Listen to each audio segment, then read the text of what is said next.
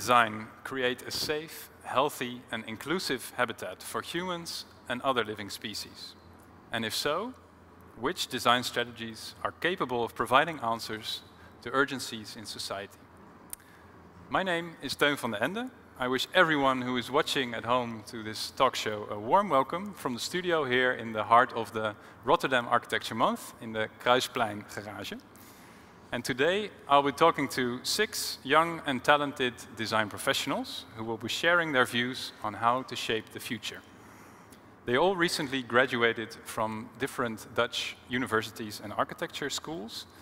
And the reason they're with us today is because they have all been nominated for the Architectuur Netherlands, which means that they represent the current generation of design talent in architecture, urbanism, interior, and landscape architecture.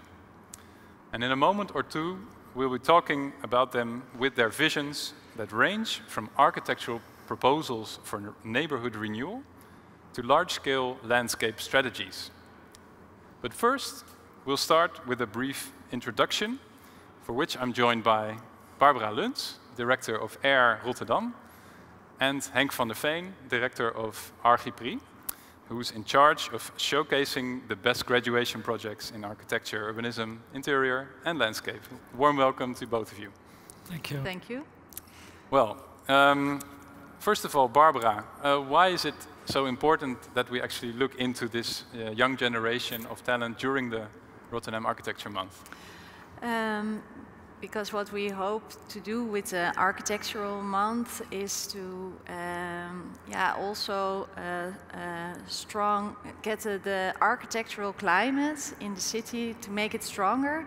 And I think the younger generation and the new generation of architects is a really important part of this architectural climate.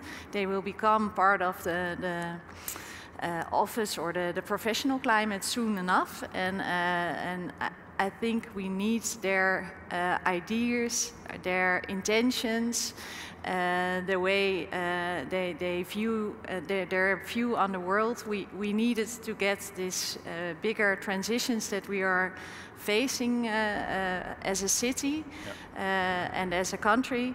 And as a society in general, we needed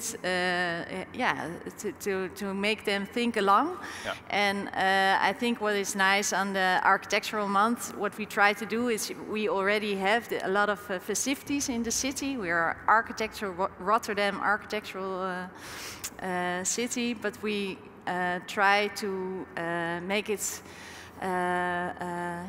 to get this professional part of the architectural profession to join in with these festivities, so that you can have a combination between enjoying yourself and enjoying the architecture, but also learning more about it. Yeah, so the young generation might also provide challenging perspectives for people that might have been working in the field for a longer period. Yeah, exactly. Yeah, I really, I have a lot of hope on this new generation, but it's also, I think a lot of things are changing also in our profession, and I think we need this new generation also to look at it with a fresh perspective. I think it's very important that they don't have the ballast of change, so they don't see that it's a different way of working. It's just their way of working, and how they can provide us with a new perspective on how our profession, what we need to do, and what the urgencies are there for to be challenged. Yeah. Okay. First of all, maybe we should actually explain what Architectuur is. And luckily, Henk is the most enlightened person on the planet concerning Architectuur. So, Henk, could you please enlighten us? What is Architectuur, and could you also maybe give us an example of a former winner? Yeah, I'm glad to do that, of course. Well, in fact, Architectuur is a cooperation between all the Dutch schools teaching spatial design, technical universities, the university in Wageningen for landscape architecture, and the technical universities in Delft-Eindhoven. And recently also the interior design schools have joined as an experiment. Lately they became also recognized as master courses, so they are also in the package. Great. And Archipre organizes 2 competitions, you might say, or 2 types of presentations. The one we are dealing with here and now is the Archipre Netherlands, but we also organize the Archipre International. It's a worldwide initiative, and everyone sees the first slide, but I didn't notice it yet. That's the numbers, and you're the person coordinating mostly all of the, together with Max Rink, all of the programs that Archipre is organizing. Exactly. And what is the main goal of those exhibitions, the publications? And Yeah, well, the formula is very simple, in fact, because what we do is we ask the schools to select their best graduation projects. And we think that because the spatial disciplines are difficult disciplines, I mean, when you're graduated, you have to learn the rest of your life to become a real big name or a big... so it is important in our regard that people who are talented, that they are able to enter the academic field or the professional field as soon as possible. Yeah. So that's in fact what we are doing. I think that the selection by the schools is very based on the content of their projects. Yeah. So we present the real talents graduating on these schools in the Netherlands, but also worldwide. Yeah. But if you look at how the selection is made, these universities and architecture schools are allowed to submit different graduation projects, different promising designers, and then how does it move forward towards a selection for Archipre?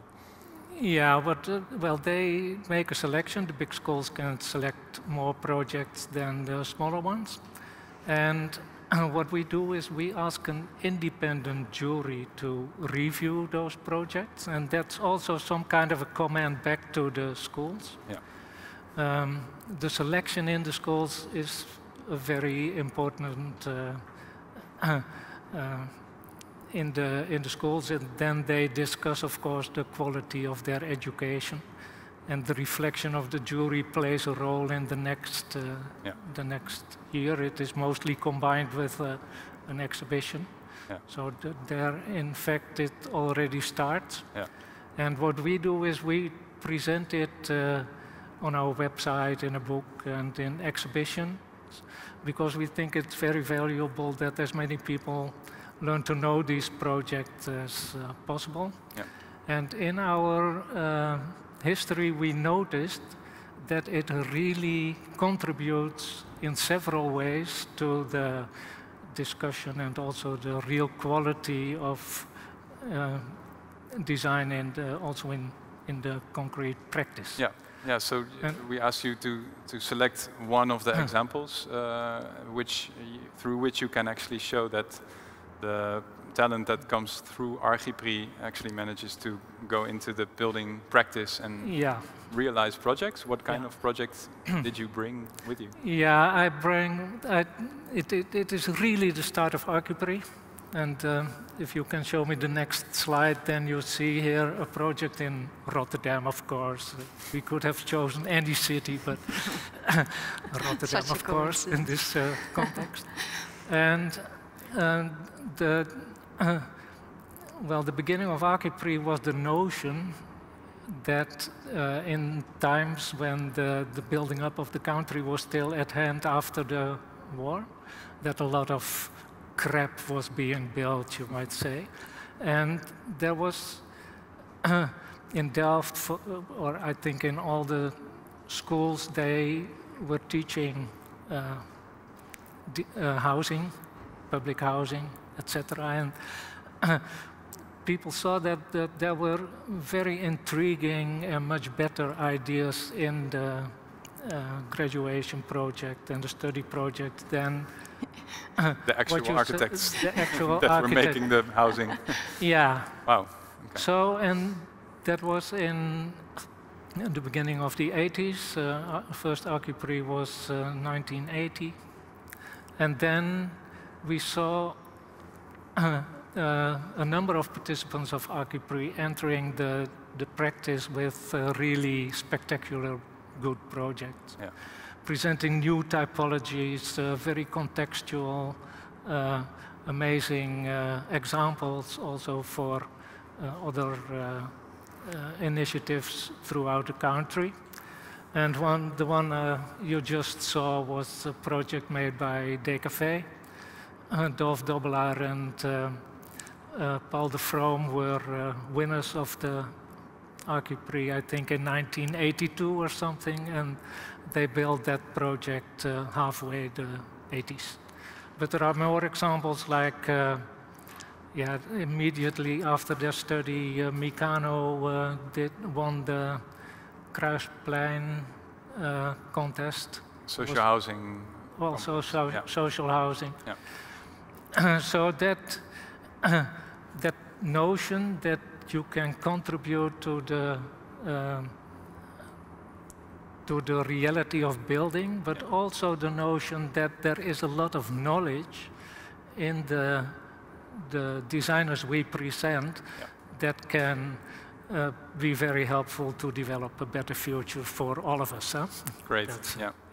Okay, thanks for enlightening us. And I was just curious, when you were studying, Barbara, what kind of status did Architectuur have? Can you tell me? I think it has a very steady status, I think. So everybody hangs up their posters every year, all the graduates. So yeah, at the academy it was... You studied in Rotterdam? In Rotterdam, everybody joined. And I can also remember it from Delft. It was also every year quite a big exhibition. Sure. In which they chose the candidates. So I think it still has a lot of status. I think it's also important for them to realize, and also it can be it's the step they're gonna make into this practice. So yeah. Everybody's looking forward, of course, to show what they can do and how they are thinking about. Great. One last question. What struck you about this year's projects? Yeah, I think this year we have a very special edition in terms of, well, diversity, because Architectuur is just not about one theme or whatever. You see what is the best that comes from the schools. And this year we saw a lot of projects on a bigger scale, landscape and also urban design, crossovers like the urban design project of Laura. Okay. That we will see. Yeah, we will go into the proposals and the projects later. So I'm going to stop you here. Very good. What is most important, I think, to realize is that the graduation projects are a way of introducing also yourself towards a field, a large field with a lot of competitors. And Architectuur is definitely gives a lot of meaning to that specific designer when he enters that field and maybe is looking for a job and wants to enter. Yeah, and I think it's very important that every student realizes that the graduation project is the first step into their career. It is always something that you present to your client, your... Great. So, okay. Thank you, Henk and Barbara. Now it's time to actually kick off with the first conversation with the Architectuur designers themselves. And Henk will stay with me during the 3 conversations as a co-host. And I will introduce the 6 designers to you in each conversation separately. In the coming hour, we'll be learning how to stimulate an inclusive society, and also how to enhance ecosystems by design.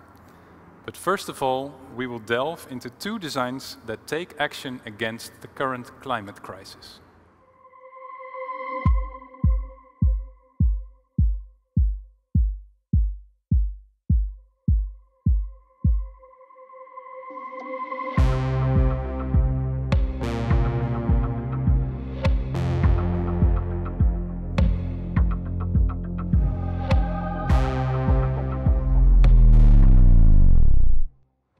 Okay, climate action.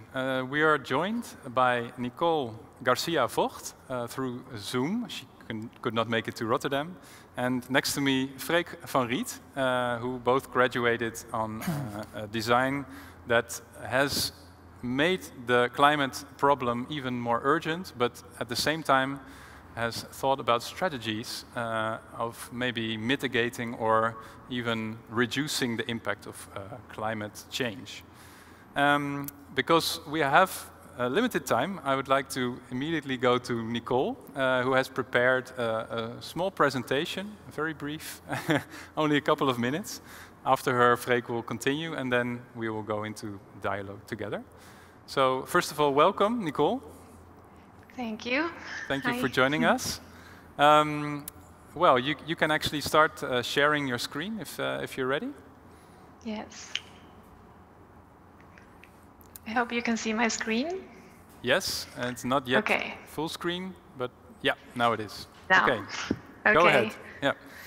Well, yeah, I'm going to talk about my graduation project at TU Delft, which is called Synchronizing Habitat Risk Adaptation by Coevolution of Environment and Society.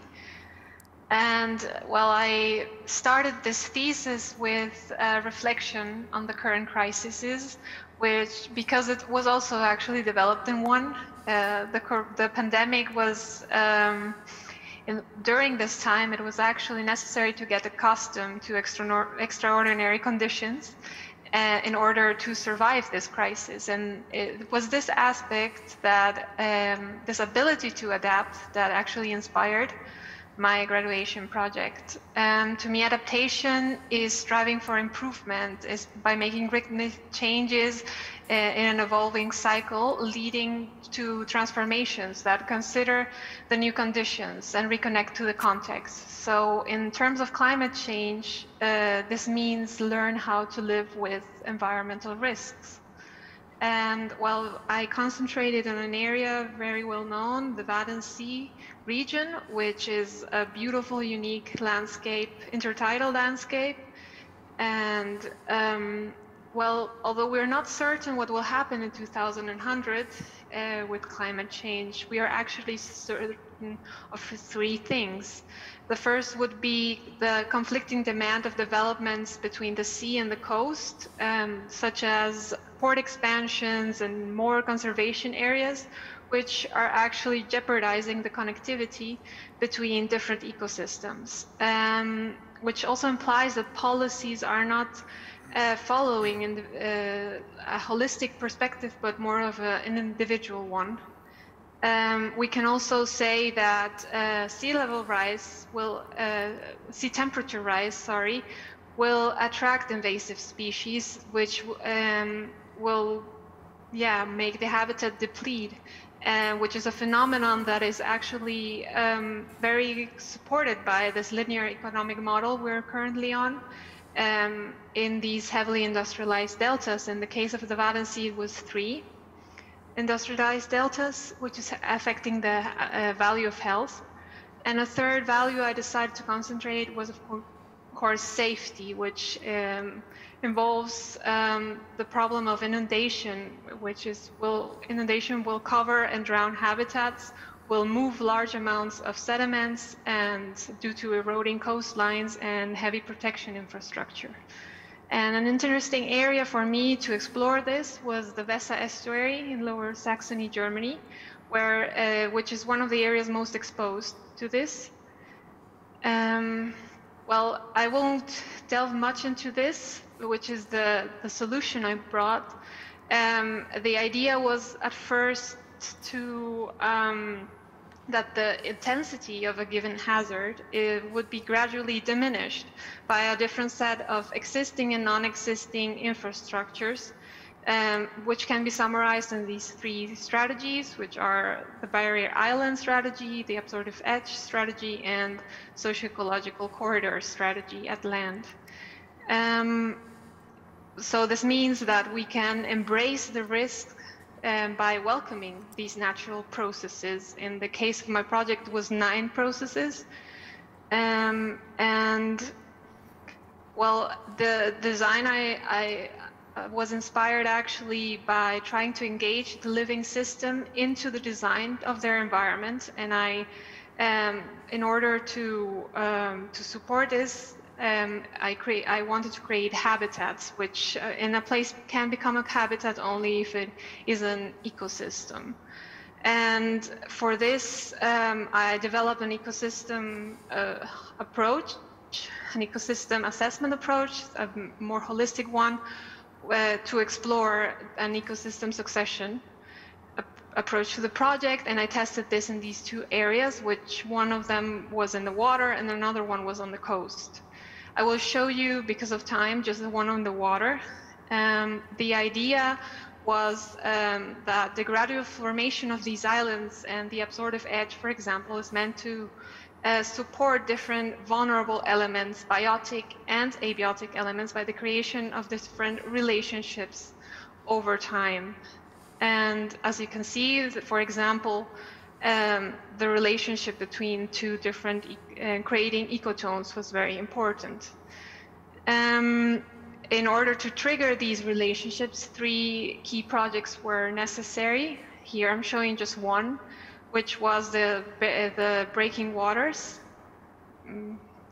So just to show you what I mean, well, the 3 projects were the breaking waters, the productive mudflats, and a barrier island in the case of the water.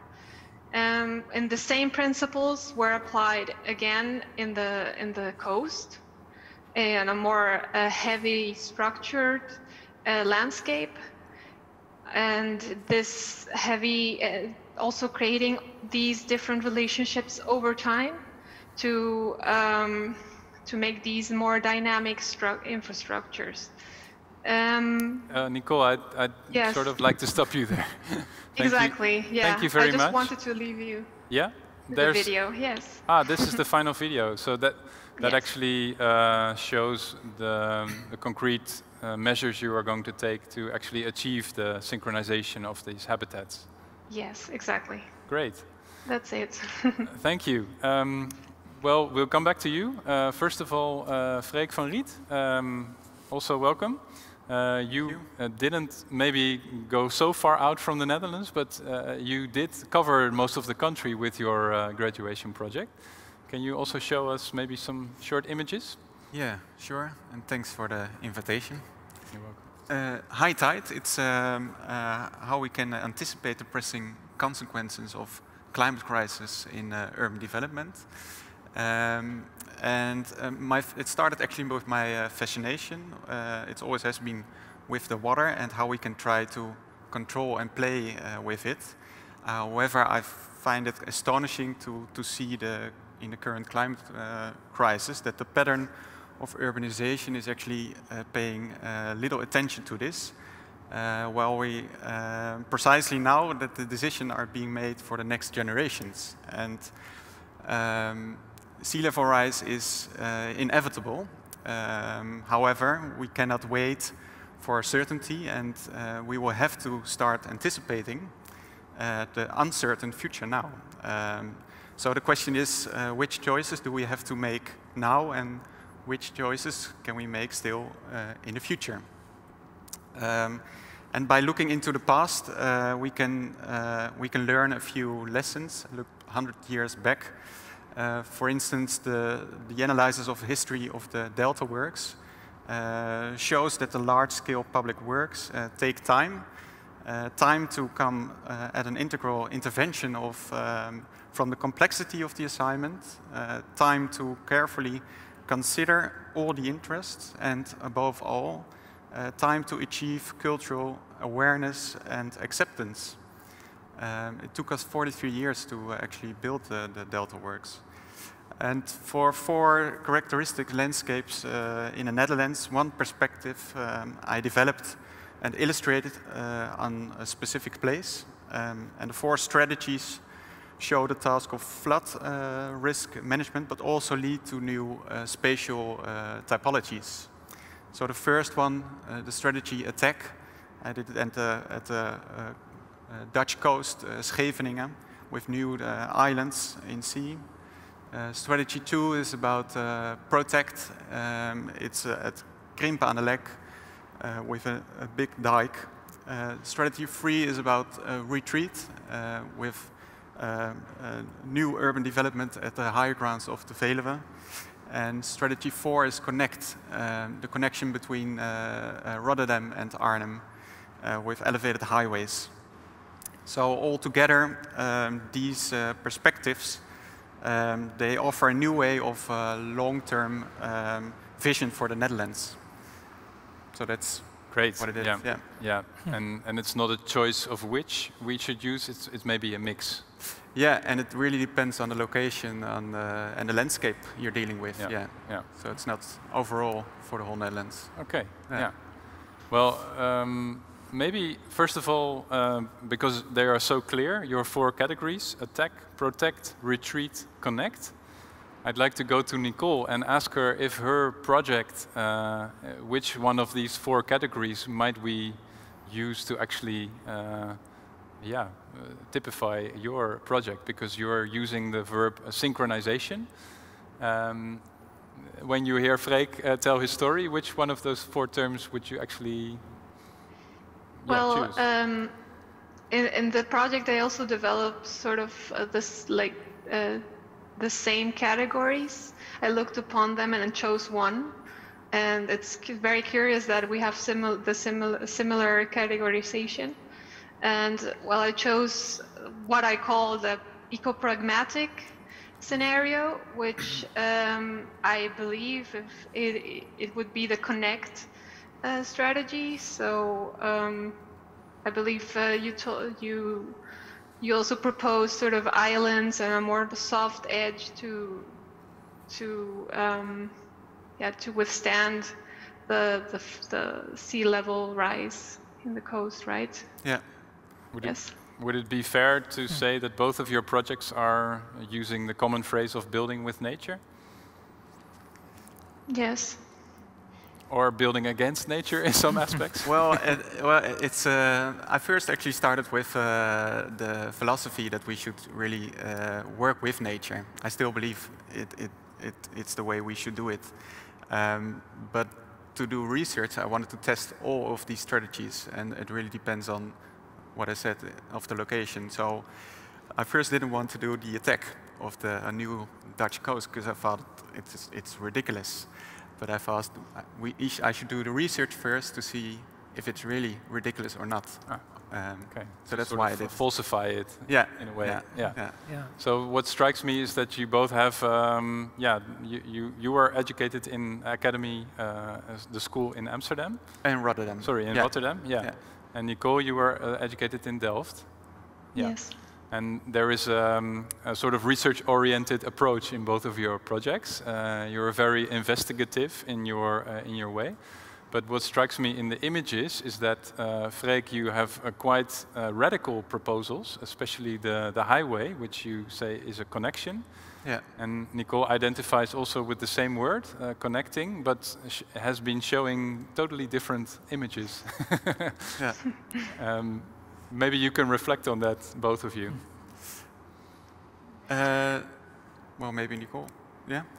Well, Oh. I guess it is how you interpret the value. For me, it was very. This word "connect" was very attached to connecting systems. So that something works as a system. I guess if you would take the word literally, it would be connecting with highways, with the same strategies that, you were telling. Yeah. Yeah. And I think it's the way how you show things. It's something as designers we have the ability to show how it can be. And what I try to do is to, because it's a kind of an abstract thing, climate change, it's something far away in the future. So to make it visible, I found it interesting to make perspectives on eye-level perspectives. And although they're not really detailed, that's something I try to stay away from. You should really show what are the possibilities for the future and think about the next generations. Do you have the feeling that clients at the moment are aware enough of the urgency of climate action that should be taken? I found it quite often that it's something they add at the end. So it's not an integral part of the brief, maybe. There's still a lot to be gained, but yeah, it's getting better. But we should emphasize it in each project. So it's still something they add, and but it's slowly started to get better, and we should repeat it, I think, all the time. That is important. And this long-term approach, you mentioned the Delta Works, 43 years in the making. Nicole, your project focuses on the Wadden area. That's also an ecosystem that has been changing over time. What kind of time frame did you have in mind? Well, my project is a long-term project, so it has like strategies that are to be implemented right away, these pilots that should be experimented on, and then there is a common objective, which is long-term, and this spans till 2100. So it's a very long span where most of the things are changing constantly. So these pilot projects within time are key for the proposal to work. Okay. Briefly, just a short question towards Henk, because in educational programs, all the architecture schools, climate is undoubtedly one of the themes, but has it already been a big theme in last, let's say, 5 years of Archipri, or is it now suddenly? Yeah, well, it has been a theme, and in several ways, but in this edition it's very prominent. That's also very good, and what is also very nice is that it takes different shapes, you know? I mean, Nicole shows very the relation between the forces that are needed to battle and to improve also the surroundings in these working of the elements, but also the use of the land by people and by transport, and so I think that's a very intriguing way to deal with it. And I was also curious, Nicole, you studied urban planning, but there is also a lot of landscape design in your project. How did you involve that, or how were you guided on that? Well, I actually think that urbanism and landscape are hard to separate in these days. If you deal with climate, it is very hard to look for like a line between those two professions. And that's why I chose a project that yes, you could see it in a landscape architecture masters, but I try to. I think working with systems is universal. So for both urbanists and for landscape architects, it applies the same thing. The same. That's how I saw it. The curious thing is that I actually end up working in a landscape office. So I guess. Where are you working now? Yeah. Yes. Which Where? office? Oh, in an office in Germany called Studio Grüngau. Yeah. Okay. Well, congratulations then. It's always nice to hear that you find your way in a professional practice now. Thank you so much, and also thank you, Freek. We're going to move on to the second discussion, designing for inclusivity.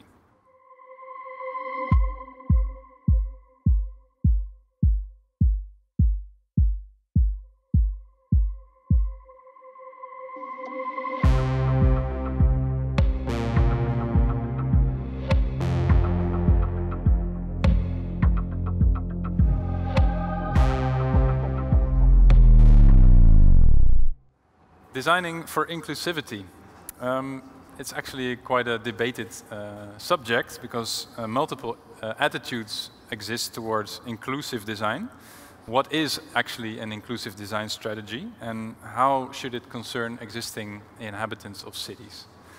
We'll be going to talk about this with our two guests now at the table. It's Job van de Heuvel, yes. Welcome. Thank you. And Antonio Pauletti. Thank you. We'll go on to you in a short notice. First of all, we're going to kick off with Job. Your project is called We Grow Co. Yes. Yeah. Definitely. Would you like to tell us in a couple of slides? Yes, I can start right away. We Grow Co is an urban strategy for organic co-creation of neighborhoods, and it is based on the open building legacy. We Grow Co explores how the new neighborhood of Strandeiland in Amsterdam can be organically grown from an ecological and social perspective, bio-based and inclusive. And from an ecological perspective, We Grow Co explores if industrial hemp can be grown locally to create bio-based building materials and eventually create an open and adaptable neighborhood together with inhabitants.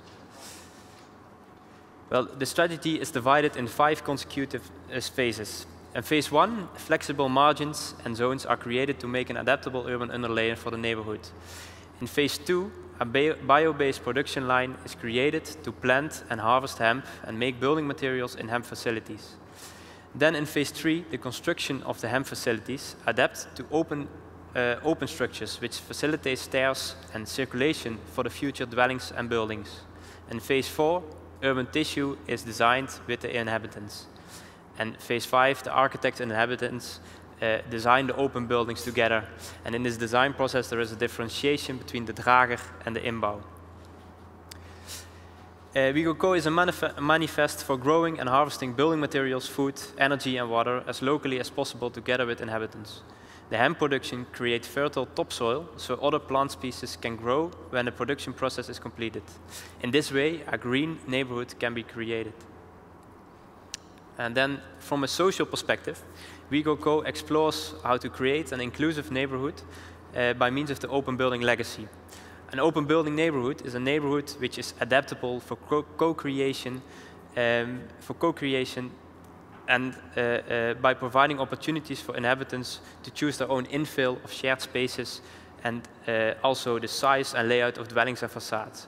It explores the potential of the in-between space to stimulate social interaction.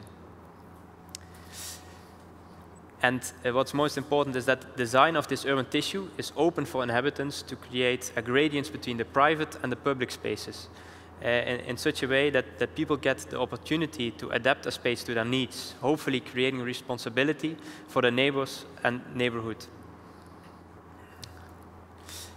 And the design of the open buildings contains out of 2 parts. One is the drager, or this fixed structure, and this is designed to maintain for hundreds of years. And then secondly, it consists out of the inbouw, or the infill dwellings, which are completely flexible and can be changed over time by users. In this way, we can create buildings in which all kinds of people can live next to each other. Thousands of housing options are possible because of this open building. And then to conclude, We Grow Co gives the opportunity for inhabitants to create self-sufficient spaces which are adapted by the people themselves and can be changed over time. At the same time, it gives the opportunity to people to create socially inclusive spaces which are open to be adapted to the needs of people, hopefully stimulating social interaction and creating a feeling of responsibility for the environment and their neighbors. Wonderful, yeah. It's not only about inclusivity, but it's also about creating green and climate neutral. Yes. So we're sort of linking back to the last theme a little bit. Yeah, correct. Yeah. Okay, thank you very much. Would you like to continue? Yeah. Yes, thank you very much for having me here. I'm very happy to be part of this talk. I will just lead you briefly through my thesis theme, that is called Architecture in Motion, Reconfiguring Addis Ababa's Narratives. And the setting of the graduation is Addis Ababa, the capital of Ethiopia. That is, at the same time, one of the fastest growing economies and one of the poorest countries in the world. As its population is growing exorbitantly, waves of migrants are flowing endlessly into the city, and Addis Ababa needs to deliver quickly, in great quantities, and as cheap as possible. It seems that there is no time for thinking. Such a forced march to development often translates into upgrading the city, to evictions and demolitions of entire neighborhood, and an imposition of a standardized notion of modernity. Similar informal settlements, as Talian Sefer, a district in the heart of the city, will be soon replaced by a luxurious CBD. And alongside losing this tangible heritage comprised of streets, alleyways, and historical architecture, Addis would erase human narratives molded through the structure of the longue durée, risking to miss its last chance to retain its cultural identity and build an inclusive city. It's clear that we have reached a point in which a radical intervention in similar districts is inevitable to cope with such a fast pace of development. Yet, there are two ways to do so.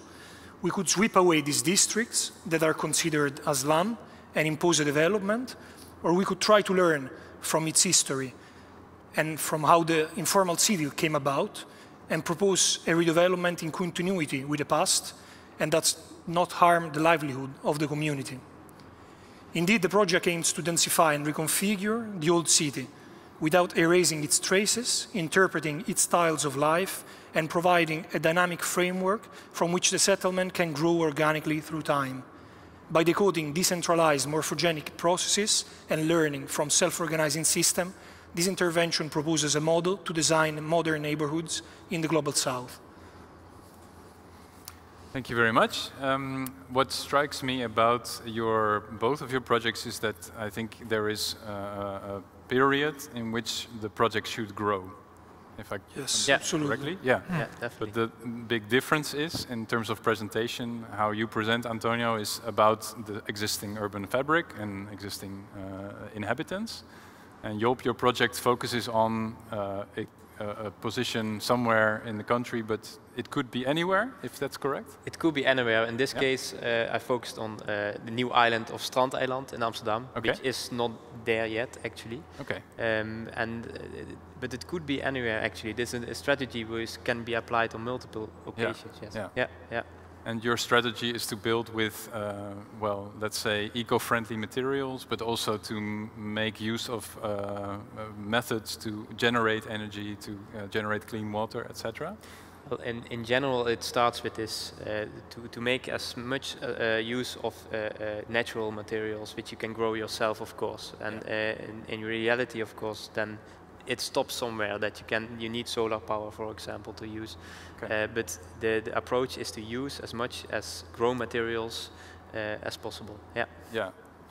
And what about the materials that you would like to propose in Addis Ababa? Would you also like to grow and source the materials locally? No, absolutely. I think that this theme is also part of my research. Yeah. Let's say my approach in general, I would say I try to look at as much as possible local resources in terms of history, in terms of learning from the spatial agency of a dweller, so how the city came about, but also learning of how we can propose some other material indeed in the construction. So indeed, at the moment, Addis Ababa is being constructed in concrete mainly. So it's a foreign material, mainly coming from China, and the workers are generally specialized workers. So this does not bring any, let's say, economic opportunity to locals. So I think social and economic and environmental problems are in this project coming all together, because I'm proposing a method that it's compressed earth blocks, so that can be, again, locally sourced, and timber, which is a material that exists in Addis Ababa and also in the built environment there, and it's also about let's say, traditional building techniques. Yeah, and then I think one of the main questions might be when we are building these neighborhoods, if we do not no longer use concrete or steel or any other materials that are depleting, raw material. Can we actually realize large-scale neighborhoods and also realize high-rises?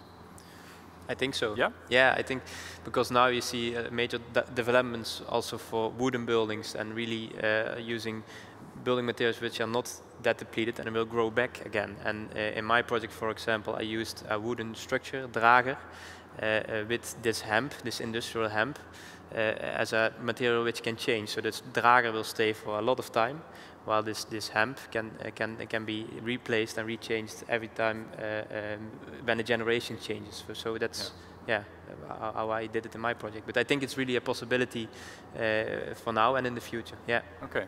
And if the local workers were to build, what kind of building height or density do you imagine they could realize? Yeah, let's say that the model in general, it's very much radical in this sense. Okay. But I would say that, yeah, indeed, sustainability is very much related to a context. No? So in a place where there's an abundance of timber represents a local resource. In Addis Ababa, earth can represent, of course, a big resource. And you were questioning high-rise, it's really important, because if you're building with earth, you're not using steel and everything, it's important. But if we look, for example, in Yemen, Shibam, or some other settlements there are 8, 10-story buildings made with rammed earth. Of course, the walls are 1 or 2 meters big, but it's something that it's happening and historically it exists.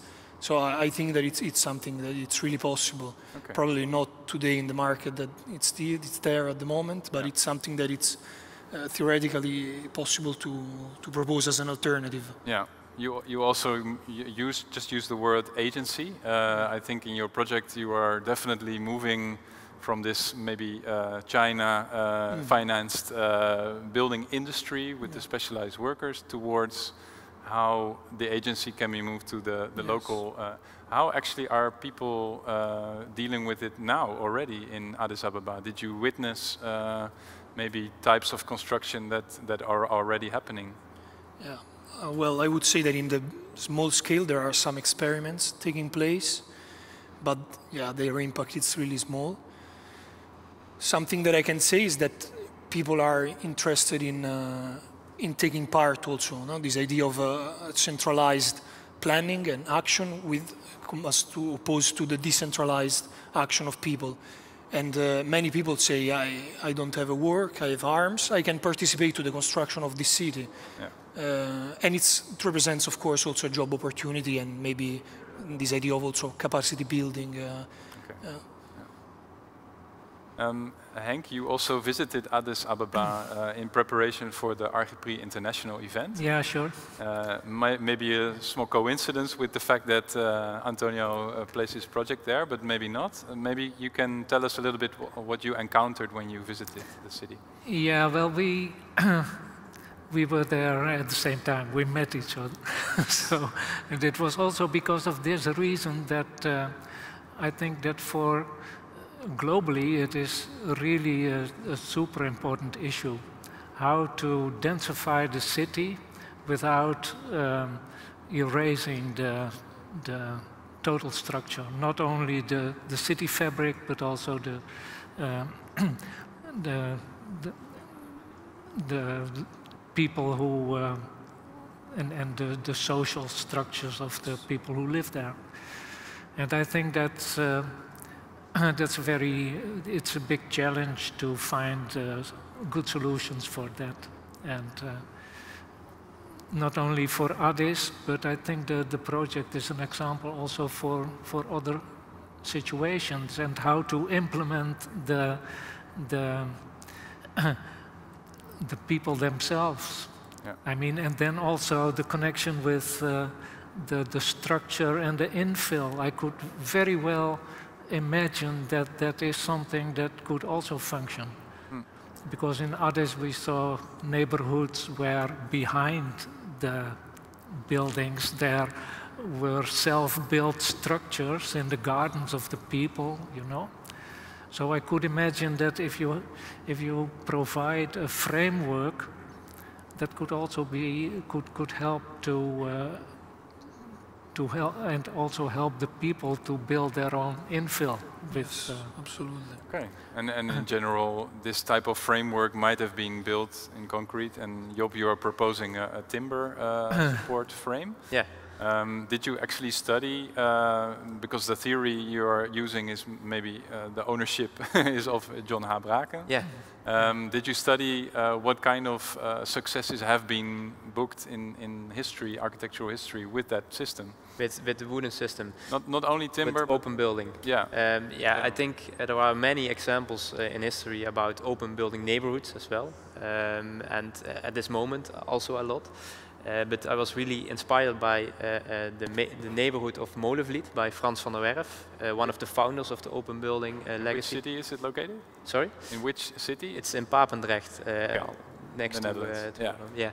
And but that's really the first neighborhood which was completely built with the open building, so with the drager and the inbouw. Yeah. And I think it's really inspiring to see also in the movie from John H. Braken and Frans van der Werf how this is done. And it was really the start for my project to look forward from that vision and to see if we can give the current relevant subjects in society, for example, self-sufficiency or sustainability, connecting to that vision of H. Braken. Yeah. And did you also look at the inhabitants of that neighborhood and how they have developed themselves? At that time, it was also with Corona, so it was a little bit difficult. It's a pity. But I would like, if I could do it again, I would like to do that. But okay. yeah. We're limited in your possibilities. Yes. You weren't that limited. It's a sort of strange thing because Addis Ababa is of course not next door, but you went there for about 3 weeks, I understand? Yes, 3 weeks. So you took sufficient time to orient yourselves and look at the ways people are managing or coping, perhaps. What can you say about how the self-organizational capacities of people now actually are already, how you could build up towards maybe a fantastic project like you mentioned? Yeah, I think that there are many, let's say, self-organizing structures. I think that, as many scholars already have pointed out, the indigenous organic evolution of Addis, it's quite a particular case in the sense that it has a history in which, indeed, the spatial agency of the dweller was so relevant that most of the city was created by the people. Yeah. So that people migrated there, and the neighborhoods that are called Sefer also associated with the idea of community. And in those it also exists what is called the Edir, which is an association which is created by the neighbors. It's something that comes from the rural world. So indeed, as we were saying before, something that would be erased by evicting people and demolishing these places is not only the built environment, but is these social structures that are really something that it's embedded in the way architecture it is. And when you go around, you see places that are very relevant to people, not because someone designed them as such, but because they simply happened by the way that people live. So I think that there's this strong bound and this collision between, let's say, the action of day-to-day activities and central planning, that it's a resource that should be considered in a planning of the city. Yeah. And in a way, the society we have in the Netherlands and also other European countries is very much more planned than the type of society in Africa which you encountered. But I have the feeling also in a country like the Netherlands that the way housing is organized in all these systems is prohibiting people from expressing maybe their own wishes towards living and perhaps also co-housing. I think so, yeah. Is your plan, did you think of that as a designer, how far to go with that? Because that's one of your main themes. I thought, what if we don't design predefined housing types, but we keep an open structure and we let people themselves decide what the boundary of their dwellings will be, or what if they have space outside of a balcony or a garden, what if we let them choose? And what we need to do as architects to make sure that that can happen. So for example, creating margins and zones, which it can be a building or could be an open space. And I think that's really important in that. Yeah. And did any one of you, as a final question to both of you, talk already to a housing corporation, building company, architecture firm about your proposals? Antonio, if we receive, I didn't understand. Oh, did you already propose your project or the philosophy behind the project to actual building company or housing corporation, or would you like to? No, unfortunately, I didn't have this chance. It would be beautiful to be listened. Yeah, but the whole project, the cooperation between the Technical University of Delft and the University of Addis Ababa, there is also the housing corporation of Addis is involved, the federal housing. Yeah. I mean, this project is part of a framework of research, of a collaboration that exists, so it's actually informing, perhaps, what will happen. So, I mean, when they will build, they are using part of the research of this lab, the studios, to do, so somehow we'll see. Yeah, the impact is not tomorrow, but maybe, you know, after. Yeah, maybe even indirect, that someone that will have this task will look at the plans also of students, the research that we did, that will be probably put online in the Addis Ababa Living Lab, and I don't know, we'll see what will happen. Okay. Job, Housing Corporation in Amsterdam? Yeah, I didn't meet them, I didn't talk to them, but I would really like that, because I think that's really an opportunity to create inclusive and valuable neighborhoods, I think. And I spoke to John Habraak himself about this plan, and that was also something which is really important for me. But that was really, really honored. Inspiration. Yeah. Oh, that's very nice to hear. We have to conclude. Thank you very much, Antonio and Job.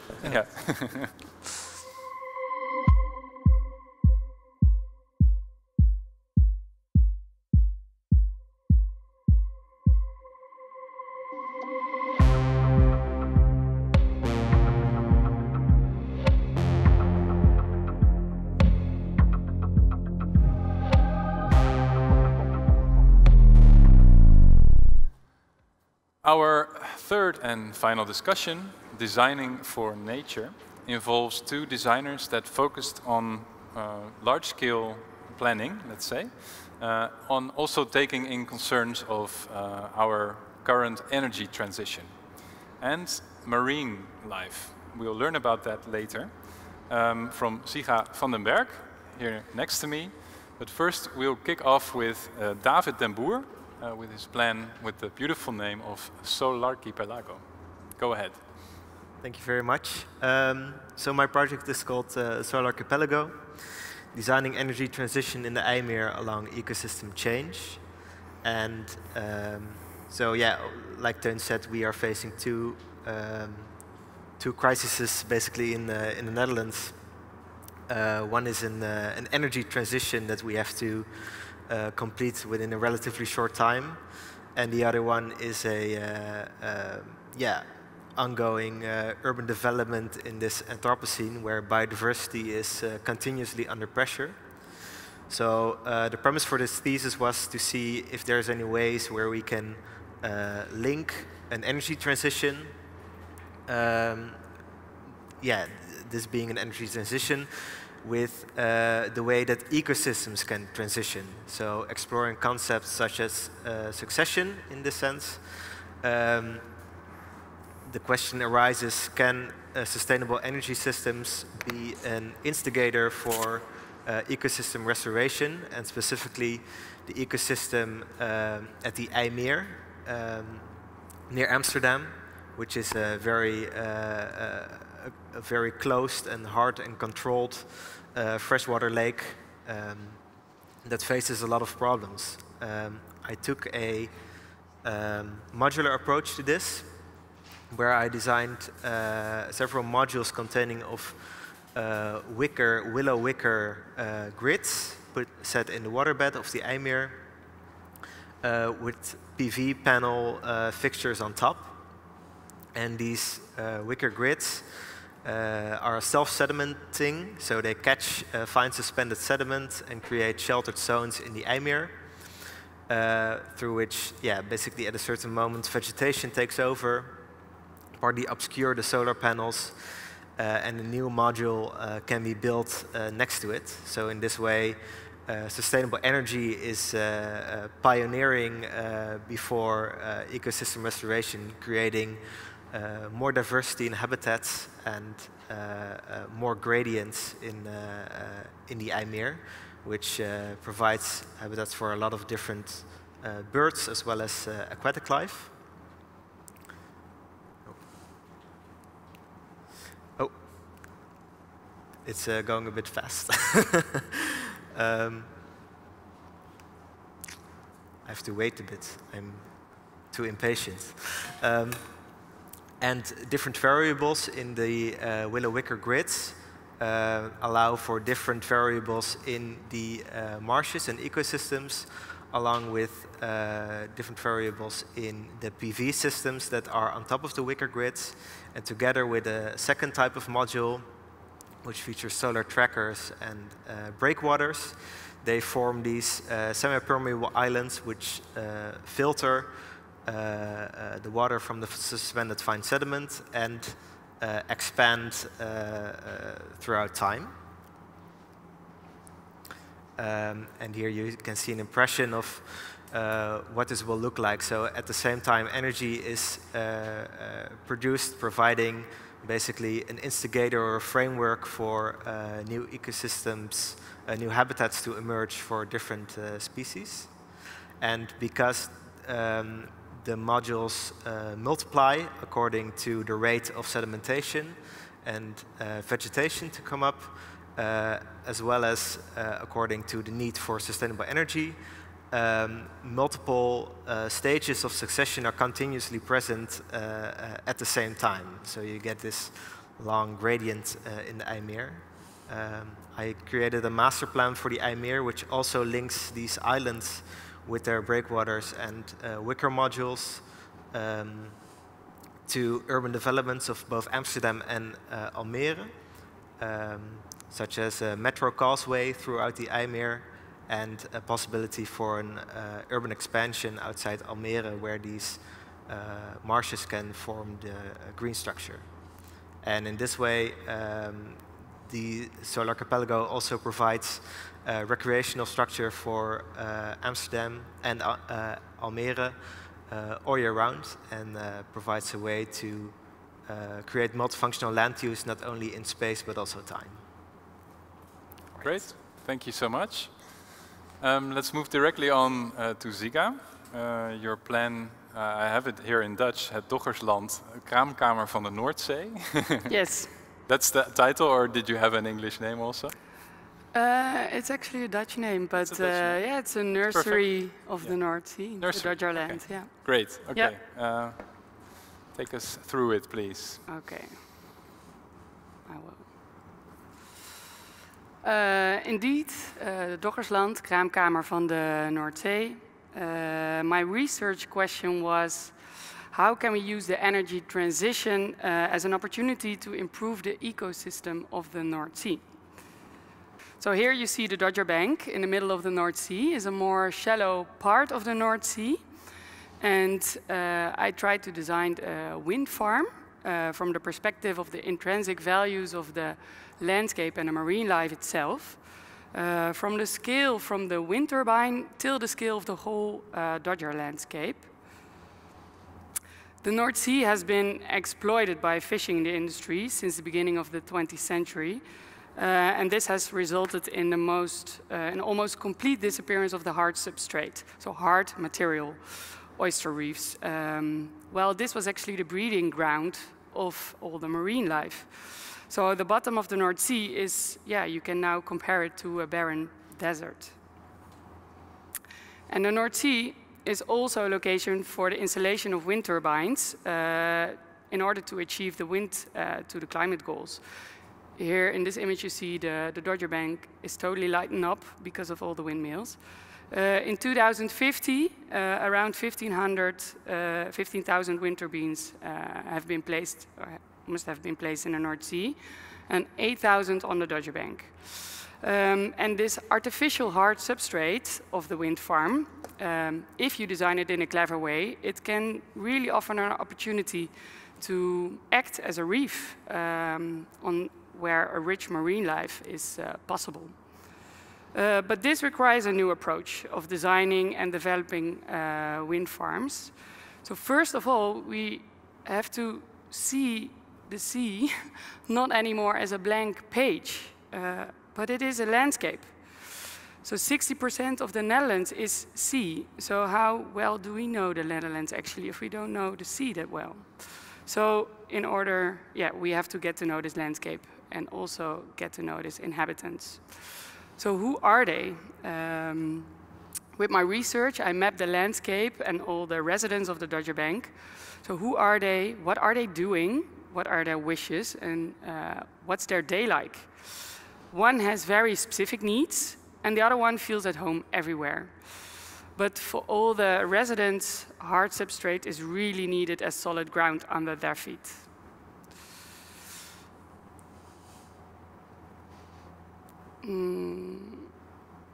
By studying the sea life and all these marine animals, I have been trying to identify their needs, and I translate them into a series of parameters that influence design of a wind farm.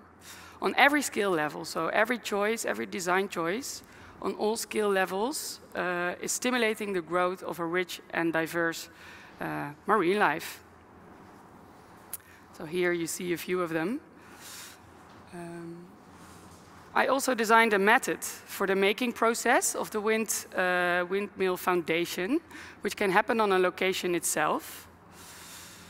And this method can create really a wide range of windmill foundations. Every piece can be different, and the marine life will benefit from that. But this method is also benefit, it's leaving a new landscape behind, create new conditions that influence the ecosystem in a good way. So here you see a starting point of a typology to scale up this wind farm. But until now, there's not a lot of knowledge known in science about the specific requirements and wishes of these different animal species. So the starting point is how more diverse their habitat is, the bigger the biodiversity. So I propose a cycle of designing, constructing, and researching, and adapting. So in this case, this new wind landscape is really an opportunity to get to know this landscape and its marine life a lot better. And when this energy transition is done, or the windmills are reaching their end life, there is a beginning of a new underwater landscape created. Really an underwater reserve, and this nursery can really benefit, is benefiting the whole North Sea to this ecosystem. Yeah, I think that's it. Well, that's a beautiful image to close with, and very enticing. Same counts for your plan, David, which shows that something that might be very technical actually can result in a whole new type of habitat, if I'm not mistaken. When you are graduating, you can sort of develop your own design brief. That's the nice thing about graduating. Can you both please tell me how did you arrive at that sort of design brief for yourself? Maybe Ziga first? Yes, before graduating I started a small research. I wrote a paper and I was researching our basic attitude towards nature. Okay. So who are we as humans and what's our relationship and how did that grow during time? And also in the relationship where we ended up now. So the conditions of our planet and our landscape, we all know this, the loss of biodiversity and the conditions of the sea. So we need a cultural change, and we need to teach ourselves again to create more empathy, and to get to know these other living creatures and to take them seriously, and redefine our position as a human being.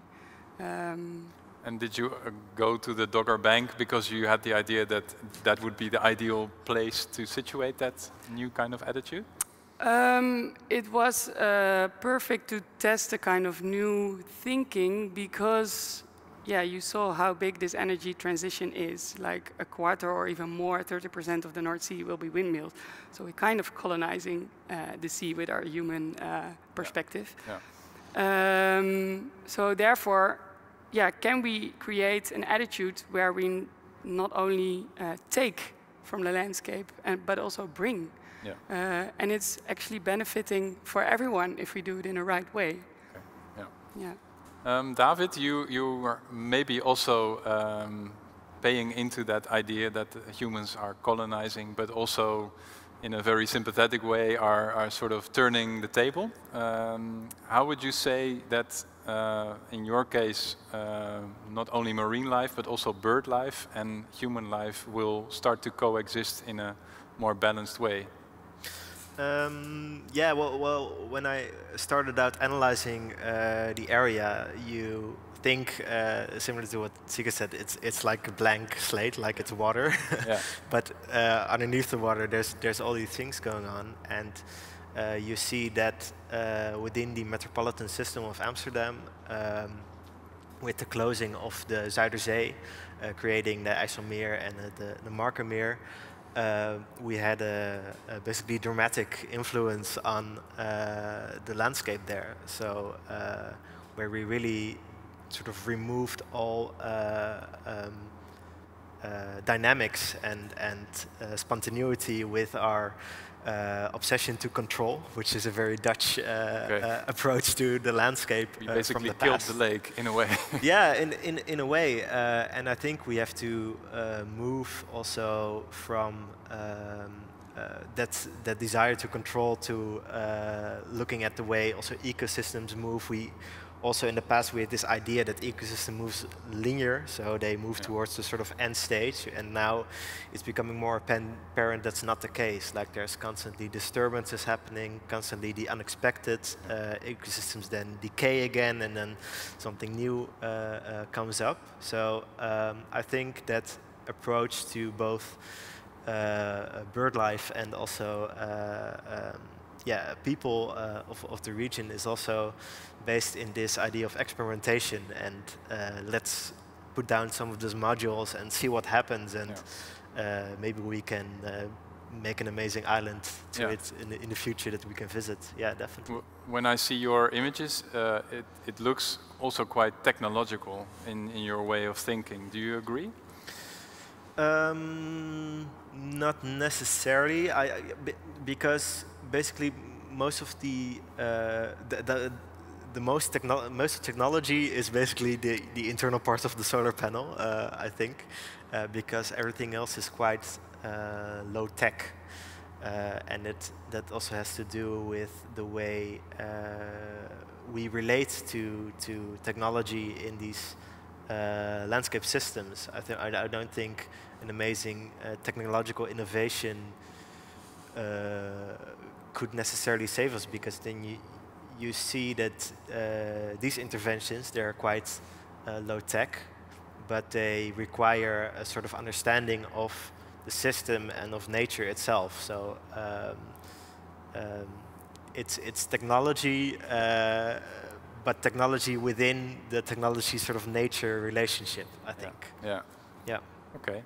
Ziga, in your, you're basically also creating new constructions with the wind turbines, obviously. Yeah. Did you consider how you would actually use materials and bring materials to that location, and what would be the impact on the environment in that sense?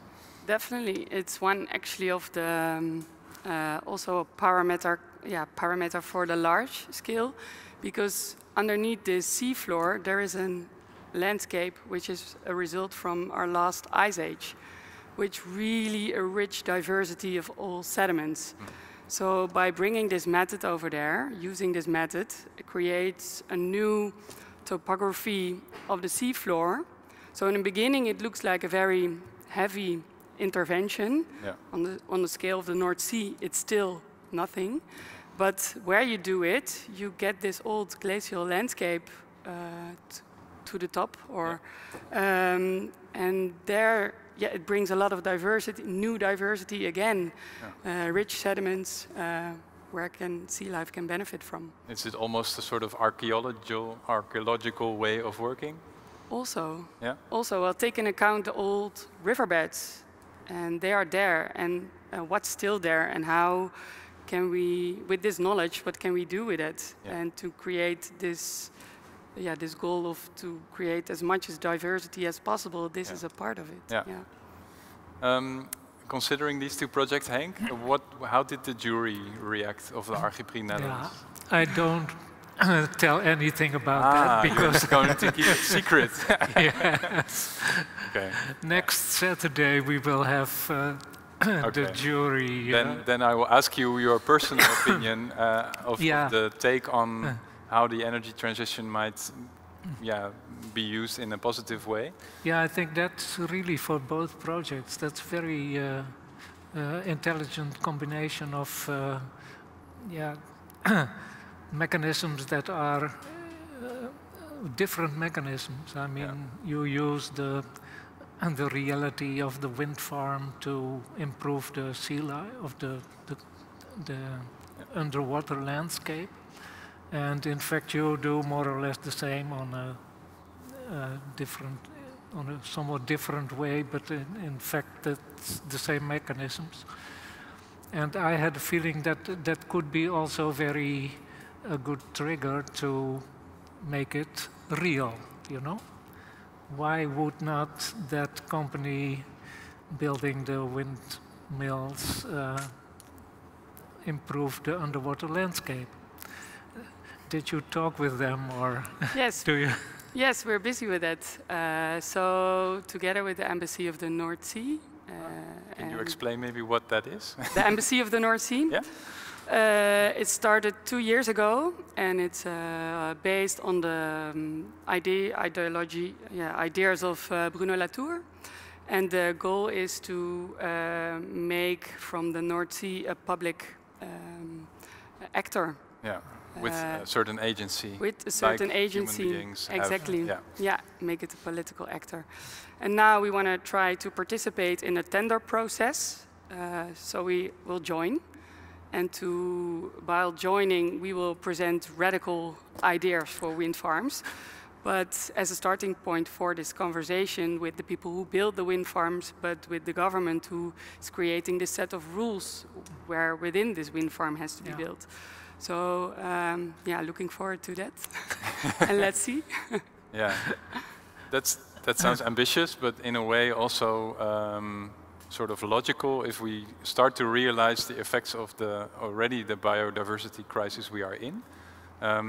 David, your project focuses more on how to integrate maybe the system of creating ecosystems or regenerating. Do you think there is a chance that you could educate many people through projects like yours to become more aware and to take action to prevent further loss of biodiversity? Well, I think it can, in a way of also seeing these kind of interventions in the landscape as an investment. So there are a lot of worries right now about sort of these solar fields popping up in the Netherlands, and people don't want them to destroy the landscape. Or also floating PV has been a large topic, and then the vogelbescherming, they say we don't want this because it will probably harm the birds and the aquatic life. So really looking into ways that also projecting a bit and also keeping that sort of spirit of experimenting and seeing what happens can be a way in which you can show people, hey, if you actually use these technologies and these ideas, we can actually end up with an amazing new nature reserve for Amsterdam. Yeah. So I think that's also really the power of speculative design, that you can sort of show these dreams, these outcomes to people. Yeah.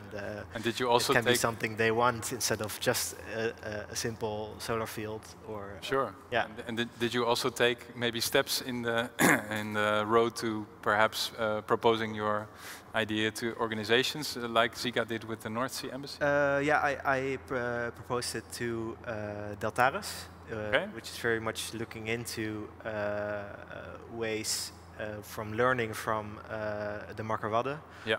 in part, and also with this growing sort of demand for more PV in the Netherlands, and can we put those things on water? And they were definitely, yeah, they were quite interested in the ways that sort of these two can really come together in a way, and maybe not simultaneously, also in a way, but also through time. So they, for them, it was also quite of a different mode of thinking for them from their sort of engineer-like vision. Yeah. Just to round off this discussion, and then we'll have a very short reflection with Henk. In the first discussion, we had Nicole, who called herself an eco-pragmatist. Did you think of your own relation, your own position towards ecosystems, and did you find a term like that that sort of fits your attitude, or are you still debating with yourself what your position is? Maybe I want to steal the term of my colleague, landscape architect, an eco-optimist. Eco-optimist. Yeah. Beautiful. And who is that colleague? That is Thijs de Zeeuw. Thijs de Zeeuw. Thijs de Zeeuw. He's really a landscape architect who's designing for animals. All right. Yeah. Thank you. And you, David? I don't have a term ready. I'm not sure about the eco-pragmatist, but I do think for this thesis you really had to become kind of an ecologist as well. Yeah. Which was very interesting. But I also found out maybe a bit more after you're done and you see sort of like what are the effects of this thesis, or speculating about what the effects will be. Yeah. That you also have to be an activist as a designer, and also take note of politics and what goes around in that, because I think that's where designers can win a lot, and definitely in relation to biodiversity decline. Well, that's a nice statement as well. Thank you both, and please stay at the table. I'm just going to draw some final conclusions with you, Henk, because your view is not so much from within the projects themselves, but also observing what is happening in the schools, in building practice. So I was just wondering how optimistic you are about the ideas and perhaps their implementation in, let's say, the course of the coming decades, because some of the plans are very long-term, obviously. Yeah, well, I think the basic pleasure of my job is that almost all participants of Architectuur are very optimistic, and they come with positive ideas, and they are also able to take you into their proposals and see the relevance of that. So I hope that that they will lit the light of a lot of other people and clients. So I'm really very optimistic, and I think this generation of this year is special because they make a lot of connections. I mean, they do not design a one-dimensional solution for